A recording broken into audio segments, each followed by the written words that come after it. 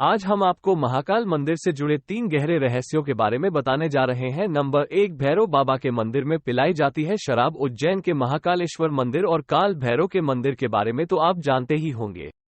काल भैरव का मंदिर देश का ही नहीं बल्कि दुनिया का एकमात्र ऐसा मंदिर है जहां भगवान शिव को शराब पिलाई जाती है और जहां पूरी दुनिया में मंदिरों के आसपास शराब आदि की दुकानें हटा दी जाती हैं। वहीं दूसरी ओर महाकाल के मंदिर परिसर से लेकर इसके रास्ते तक में बहुत सारी शराब की दुकानें लगवाई गई हैं और यही नहीं, यहां प्रसाद बेचने वाले लोग भी शराब अपने पास रखते हैं।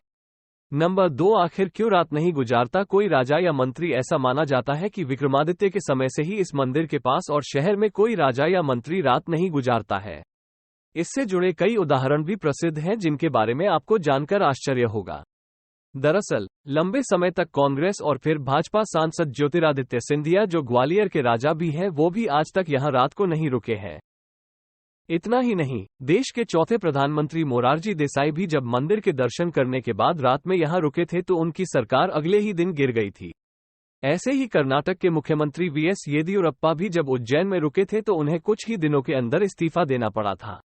इस रहस्य को कुछ लोग संयोग मानते हैं तो कुछ लोगों के मुताबिक एक लोककथा के अनुसार भगवान महाकाल ही इस शहर के राजा है और उनके अलावा कोई और राजा यहां नहीं रह सकता है।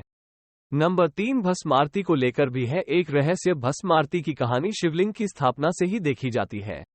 दरअसल प्राचीन काल में राजा चंद्रसेन शिव के बहुत बड़े उपासक माने जाते थे। एक दिन राजा के मुख से मंत्रों का जाप सुन एक किसान का बेटा भी उनके साथ पूजा करने गया, लेकिन सिपाहियों ने उसे दूर भेज दिया। वो जंगल के पास जाकर पूजा करने लगा और वहां उसे एहसास हुआ कि दुश्मन राजा उज्जैन पर आक्रमण करने जा रहे हैं और उसने प्रार्थना के दौरान ही ये बात पुजारी को बता दी। ये खबर आग की तरह फैल गई और उस समय विरोधी राक्षस दूषण का साथ लेकर उज्जैन पर आक्रमण कर रहे थे।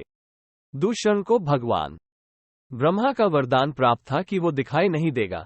उस वक्त पूरी प्रजा ही भगवान शिव की आराधना में व्यस्त हो गई और अपने भक्तों की ऐसी पुकार सुनकर महाकाल प्रकट हुए। महाकाल ने दूषण का वध किया और उसकी राख से ही अपना श्रृंगार किया। उसके बाद वो यहीं विराजमान हो गए। तब से भस्म आरती का विधान बन गया। ये दिन की सबसे पहली आरती होती है। शिवपुराण के अनुसार कपिला गाय के गोबर के कंडे के साथ शमी, पीपल, पलाश, बेर के पेड़ की लकड़ियां, अमलतास और बरगद के पेड़ की जड़ को एक साथ जलाया जाता है। इसके बाद ही वो राख बनती है जिससे हर सुबह भगवान शिव की भस्म आरती होती है। नंबर 4, 12 ज्योतिर्लिंगों में से एक महाकालेश्वर का शिवलिंग स्वयंभू अर्थात अपने आप प्रकट हुआ माना जाता है। आज तक ये कोई भी नहीं जानता कि भगवान शिव को मदिरा पिलाने का रिवाज कब से आया और आखिर इतनी शराब जो भगवान शिव पीते हैं वो जाती कहाँ है।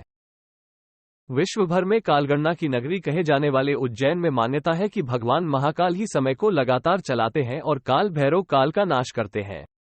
नंबर 5, दक्षिण मुखी शिवलिंग। इस समय पूरे संसार के सभी शिव मंदिरों को स्थापित शिवलिंग और अन्य ज्योतिर्लिंग की जलाधारी उत्तर दिशा की ओर है, किंतु महाकालेश्वर ही एक ऐसा ज्योतिर्लिंग है जिसकी जलाधारी दक्षिण दिशा की ओर है, इसलिए इन्हें दक्षिण मुख्य महाकाल के नाम से भी जाना जाता है।